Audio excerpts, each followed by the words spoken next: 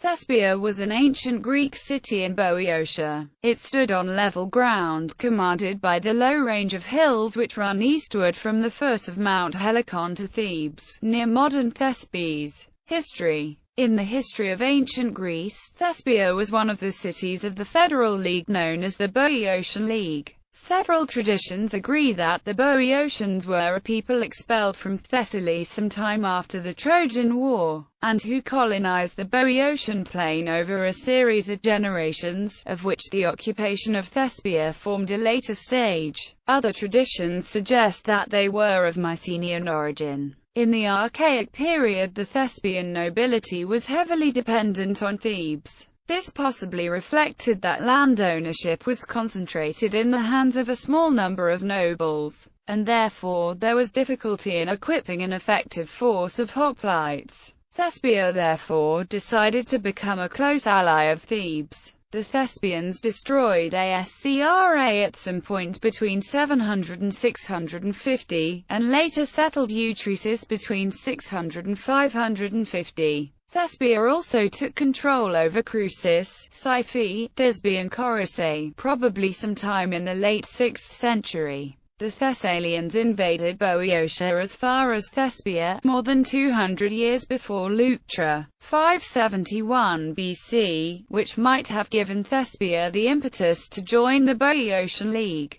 But elsewhere Plutarch gives a date for the Thessalian invasion as shortly preceding the Second Persian War. Herodotus suggests that Thespiae had been a member of the League as long as Thebes had been. Following the Persian Wars, Thespiae provided 2 boeotarchs to the League, rather than one, perhaps one for the city and one for the districts under its control. During the Persian invasion of 480 BC, Thespiae's ability to field a substantial force of hoplites had changed. Thespiae and Thebes were the only Boeotian cities to send a contingent to fight at Thermopylae. Thespiae sending a force of 700 hoplites who remained to fight beside the Spartans on the final day of the battle. In 1997, the Greek government dedicated a monument to the Thespians who fell alongside that of the Spartans. After the battle, Thebes was the final Boeotian state to side with the Persians, and in doing so they denounced both Plataea and Thespiae to Xerxes I as the only Boeotian states to side with the Greeks.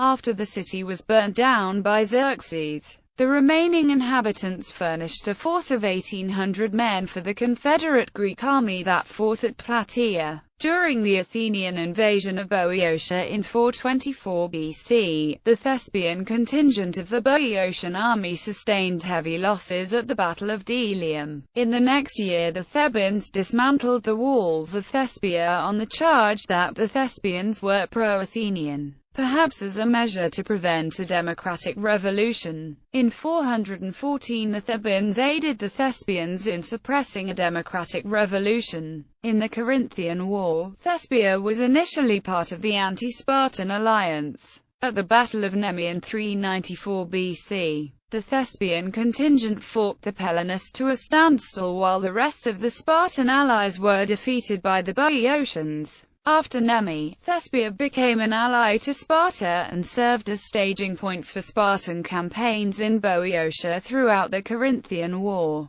The city became autonomous as stipulated in the King's Peace of 386, which resolved the Corinthian War, and maintained autonomy until 373. In 373 Thespiae was subdued by the Thebans. The Thespians were exiled from Boeotia and they arrived in Athens along with the Plataeans seeking aid. But they still sent a contingent to fight against the Spartans at the Battle of Leuctra in 371. The Boeotarch Epaminondas allowed the Thespians to withdraw before the battle, along with other Boeotians who nursed a grudge against Thebes. Not long after the battle, Thespiae was razed by Thebes and its inhabitants expelled. At some point later the city was restored. In 335 BC, the Thespians joined in an alliance with Alexander the Great in destroying Thebes. The famous Heterofrina was born at Thespiae in the 4th century BC, though she seems to have lived at Athens.